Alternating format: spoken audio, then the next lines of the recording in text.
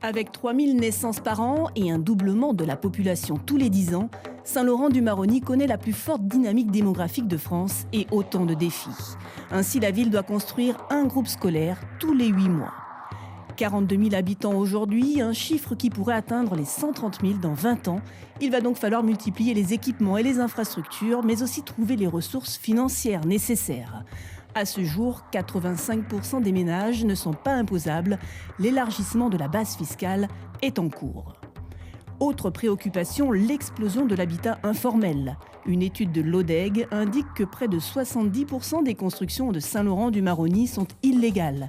Dans certains quartiers, comme à Vietnam, des relogements ont eu lieu, mais la tâche s'annonce immense.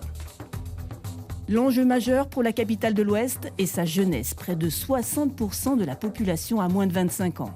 Pour attirer les investisseurs et créer de l'emploi, une zone commerciale est en projet à l'entrée de la ville. Une autre devrait voir le jour sur la route des Chutes Voltaire.